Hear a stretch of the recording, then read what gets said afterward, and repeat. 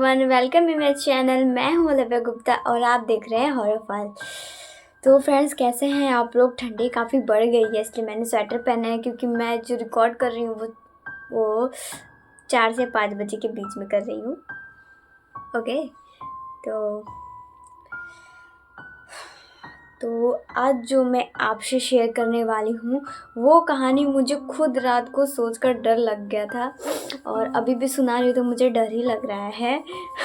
और फनी बात पता है क्या है, मैं ये कहानी बताने के मूड में ही नहीं थी, बट मुझे लगा नहीं यार, आप लोगों को सुनाना तो बनता है। अगर आप लोग बोलोगे कि लव्या तुम फिक्शन सुना रही हो, तो मैं पहले ही बता देती हूँ, इस केस पर ऑफिशियली डॉक्यूमेंट्री बनी हुई है और रियल फोटोज, न्यूज़पेपर सब एग्जिस्ट करती हैं। शुरू करने से पहले अगर आपने मेरा चैनल सब्सक्राइब नहीं किया तो जाओ पहले सब्सक्राइब करो, बेल आइकन प्रेस करो ताकि मेरी जो भी वीडियोस अपलोड करूं आप तक सबसे पहले नोटिफिकेशन चल जाए। ओके, ये 1953 की कहानी है। फिलीपींस नाम सुना है ना? हाँ, वही बीचेस वाला। वहाँ एक छोटी सी लड़की थी, क्लैरिटा। वैसे मैं आपको बता दूं, क्लैरिटा की लाइफ ऑलरेडी बड़ी ख़राब चल रही थी। माँ मर गई थी, घर नहीं था, कहीं भी सो लेती थी, कहीं भी चलती रहती थी। उसकी माँ एक फोल्क हीलर थी जिसे वहाँ के लोग विच डॉक्टर कहते थे। अब आप लोग सोच रहे होंगे इसका हॉरर से क्या लेना देना? बस यहीं से लेना देना शुरू होता है। तो हुआ क्या, पुलिस ने उसको रैंडम पिक करके जेल में डाल दिया। सिंपल सा केस था, स्ट्रीट पे घूम रही थी। जेल में पहली रात क्लैरिटा अचानक से चीखने लगती है। उसके साथ वाली 2 औरतें डर के मारे कांपने लगी। क्लैरिटा चिल्लाती है, he is here, he is biting me, वो मुझे काट रहा है। क्लैरिटा के हाथ और पीठ पर रियल बाइट मार्क्स बनने लगे, जैसे किसी जानवर ने जोर से उसको काटा हो या दांत लगा दिया हो। और ये मार्क्स उनकी आंखों के सामने बनते जा रहे थे, मतलब लाइव उनकी आंखों के सामने बनते जा रहे थे। वो बाइट मार्क्स ऐसे भी हाथ है, ऐसे फिर बनते जा रहे हैं उनके सामने लाइव हो रहा था वो सब चीज़ें। अगली सुबह डॉक्टर्स और इन्वेस्टिगेटर्स क्लैरिटा को देखने आए।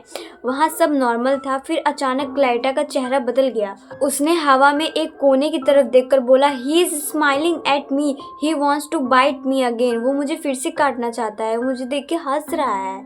और उसके कहने के कुछ ही सेकेंड बाद उन सबके सामने क्लैरिटा हवा में उछलने लगी जैसे कोई। गाइस देखो, लाइट कट गया यार, बहुत डर लग रहा है। बीच में रिकॉर्ड करते करते लाइट ही कट गई। कुत्ते भी भौंक रहे हैं, अजीब एक्सपीरियंस है। तो फ्रेंड्स, लाइट अभी को आई है 20 मिनट बाद, तो अभी स्टार्ट करते हैं, मतलब कंटिन्यू करते हैं। उन सबके सामने क्लैरिटा हवा में उछलने लगी। उसकी टांगे, मसल्स, बॉडी की बोन्स सब अकड़ जाती हैं और उसकी गर्दन पीछे घूम जाती है। फिर एक इनविजिबल फोर्स ने उसके बाजू पर काट लिया। फ्रेश वाइट मार्क सबके सामने नजर आया बिना किसी के टच किए। जब ये सब मीडिया में फैला, शहर के मेयर ने खुद केस की जिम्मेदारी ली। अब आप यहाँ पहले समझो कि मेयर आर्यो कौन था। ये कोई आम आदमी नहीं था, पूरा शहर उसके अंडर था। जेल, पुलिस, मीडिया सब उसको रिपोर्ट देते थे। जब मेयर खुद जेल जाकर एक लड़की को अटैक होता हुआ देखते हैं ना, तो समझ लो केस बहुत ज़्यादा सीरियस है। इसलिए उसने प्रीस्ट, डॉक्टर सबको इन्वॉल्व किया। मेयर आर्यो क्लैरिटा से पर्सनली मिलने जेल गए, उनके सामने भी अटैक हुआ। उन्होंने रिपोर्ट में लिखा, क्लैरिटा का बाइट मार्क एक आदमी से नहीं, किसी एनिमल टाइप जॉ से लगा था। उन्होंने कहा कि जब अटैक होता था रूम में एक बर्निंग स्मेल फैल जाती थी। मेयर क्लैरिटा से पूछते हैं, ये कौन करता है? क्लैरिटा बोलती है, एक आदमी जिसके दांत बड़े हैं, जिसका चेहरा मैं देख नहीं पाती, वो मुझे काटने आता है।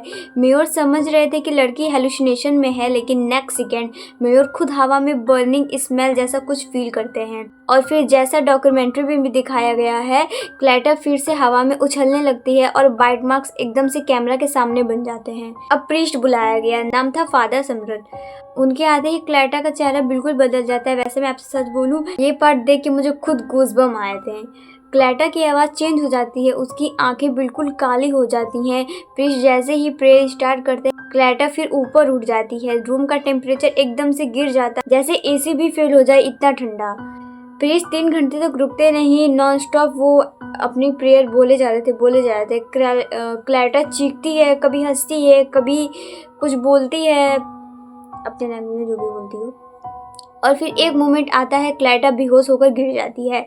आखिर में वो धीरे से बोलती है, ही इज गॉन, मतलब ये वो चला गया और ये पोसेशन खत्म हो जाता है। अब जो इंटरेस्टिंग पार्ट है वो ये है कि इस केस पर बाद में डॉक्यूमेंट्री भी बनी है। क्लैरिटा के रियल बाइट मार्क्स के फोटोज, मेयर की ऑफिशियल रिपोर्ट और जेल के न्यूज़पेपर आर्टिकल सब पब्लिश हुआ था। फ्रेंड्स, क्लैरिटा को बाद में रिलीज कर दिया गया और वो पूरी जिंदगी एकदम नॉर्मल रही थी, लेकिन आज भी उनके केस के डॉक्यूमेंट्स मनीला जेल में फाइल और फोटोग्राफ्स में पड़े हुए हैं। आपको क्या लगता है, ये सारा एक मेंटल इलनेस था या फिर कुछ ऐसी चीजें जो इस दुनिया में हैं लेकिन हम देख नहीं सकते? कमेंट्स में ज़रूर बताना आप लोग। तो फ्रेंड्स, मिलती हूँ मैं आपको एक और ऐसी वीडियो के साथ, और मेरे चैनल को सब्सक्राइब करना मत भूलना। वीडियो अच्छी लगी हो तो लाइक कर देना। मिलते हैं एक और ऐसी मोस्ट हॉन्टेड वीडियो के साथ, तब तक अपना ख्याल रखना। Bye bye.